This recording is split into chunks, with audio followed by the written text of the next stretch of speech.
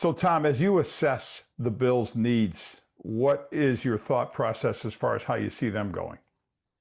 Well, I think first you have to remember, like this is a 12-5 team last year. So, they went to the playoffs, won a playoff game. So they have a relatively strong roster right now, with a couple little holes to fill. But where they're picking in the draft, I mean, you're going to have a larger pool of players when you're back towards the back end of the first round. So, I think on offense, I think, guard is going to be a very big need. I don't think it's going to line up particularly in the first round this year, just with someone that the caliber of player that it would take in the first round that would kind of line up with them there. I don't see that happening. But I still see receiver as a need, even with the DJ Moore trade. They have Shakir. Look, I'm a big Josh Palmer fan. I drafted him, so I love Josh. But I think if you want to protect yourself, just in case Josh has another injury, and protect yourself in case Keon Coleman does not develop to the pace that they need, I think receiver is a potential spot and a potential need. And there should be someone there that they like. So those are probably the two spots on offense. And then defensively, I think you're looking for an edge rusher. They've tried the Joey Bosa. They tried the Von Miller. They've got Bradley Chubb this year. But I think, in the end, they probably would love to draft, a young, explosive edge rusher. So that's going to be a need. I think linebacker obviously is going to be a need. They need a bona fide starter there. And I think safety could be a need as well. So there's probably more needs on defense and offense, but really this is probably more a defensive draft in the first round than offense, anyways. You mentioned about the first round where they're picking, and right now it's 26th. As you've looked at drafts through your time in working personnel, Tom, is there something to the logic that even in the best drafts, it's really hard to see truly 32 first round grades, that at some point, maybe toward that middle portion of the round in terms of, and I know every team grades differently, but that you get this drop off and that for all intents and purposes, that second half of the first round are players that are kind of reaches being pulled up from where they maybe would be rightfully taken in the lower areas. Yeah, I mean, I think in all my time doing this, we basically averaged between 18 to 22 first round graded players. And it was amazing through all the years when I was a GM and even going back working with the Colts with Bill Polian, the numbers usually stayed about the same. You usually had about 18 to 22 first round players in a particular draft. So if you're picking 26, more than likely you're probably drafting a player that you probably had as a second round player. Now, every now and then, because we all don't see the players the same. You may have a player from your whatever it is, 2022 first round players that may fall a little bit to you at 26, but more than likely you're probably drafting a second round player. But that doesn't mean it's going to be a bad player. But that's just the way it goes with everybody picking late in the first round. So, which is why you'll see teams, and maybe Buffalo may do the same. You just trade back in the first round, figuring if we're going to draft a second round caliber player on a board anyways, let's move back a couple picks and get something for doing that.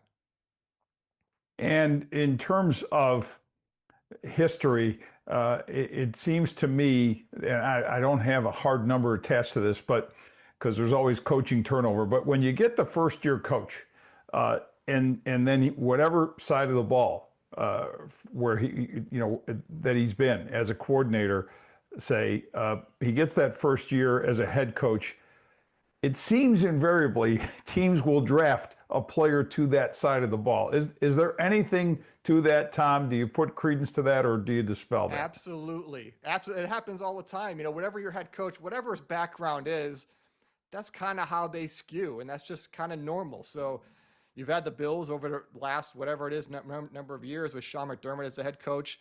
You would tend to skew a little bit defense, and now you've got Joe Brady. You may skew more offense. So there is something to it.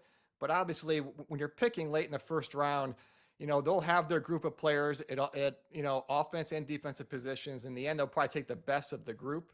It's really hard to draft for a specific need that late in the first round. But I think it's normal for any head coach, an offensive, he's essentially the offensive coordinator and the head coach with Joe Brady, that, you kind of skew towards the offense a little bit. But look, if there's not an offensive player there that you love, and like I said, this is a pretty good defensive draft in the first round, it may end up going defense anyways. How difficult is, again, assessing it on the basis of the teams that have many picks available? It seems like there's a good bunch of them that have that are in that double digit area of draft choices. Bills, of course, not being one of them, and they don't have a second round pick currently. Um, is your anticipation that this is, and people with whom you've spoken throughout the league, Tom, is your anticipation that this is going to be a trade heavy draft? I know that makes the draft interesting and more exciting for people when they anticipate trades or try to map them out. How are you seeing it? Yeah, I mean, fans love trades, but I do think this first round, I think there could be a lot of action. I just don't, there's never going to be consensus on players because there are 32 teams. We all look at things a little bit differently. Um, but I do feel like, because I like now, since I'm not working for a team, I'm doing mock drafts on my own as I get ready for the radio show I do on NFL radio.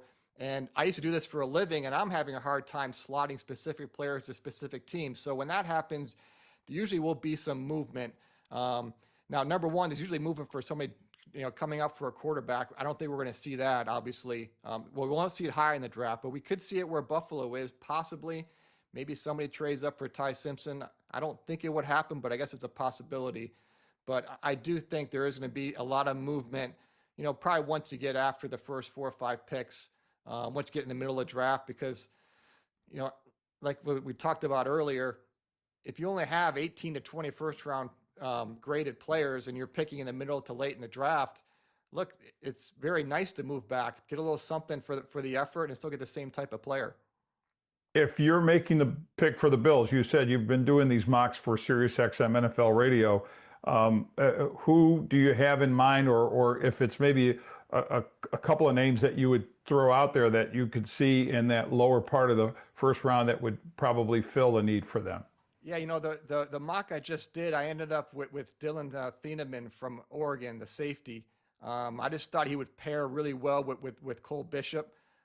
I know they signed Gardner Johnson to play safety, and Gardner Johnson can play some safety, he can play some big nickel and some 3 safety stuff, and he's really probably more a 1-year bridge player for Buffalo. So I think safety's a need. I think he's an excellent player. Thieneman is highly athletic. He's instinctive. He's really fast. So I had him in that mix. There'll be a receiver there, like a Denzel Boston from Washington. Casey Concepcion possibly would be there. I know he's probably more of a slot, and they have Shakir, but Concepcion is also a really big-time punt returner, and the Bills could use that as well, give Shakir a rest from doing that. So those are a couple guys. And then there'll be some edge rushers there. T.J. Parker from Clemson, Cassius Howell, who I love. I mean, Cassius Howell would probably be the most explosive edge rusher the Bills have had since Jerry Hughes, because he's that type of speed around the edge.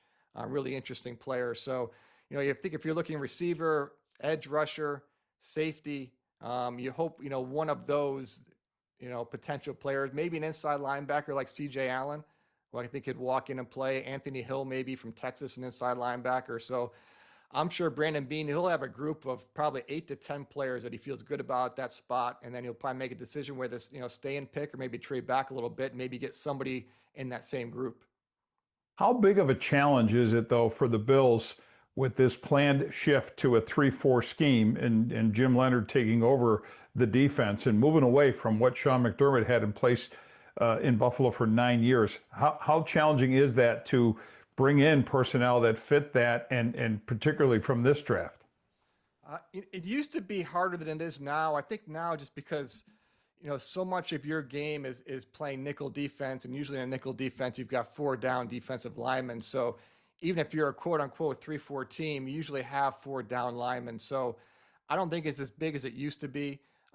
Maybe a little bit of the style of your defensive tackles will change with this new defense. To me, the bigger change is the coverages. I think with Jim Leonard, he's going to play a lot more different coverages than Sean McDermott used to. So that will require a different type of corner, maybe even a different type of safety. But anytime you make a change at defensive coordinator on a team, there is a period of a couple years where you do have to kind of, turn the roster over a little bit if a player doesn't fit. And those are typically defensive tackles, typically corners, usually.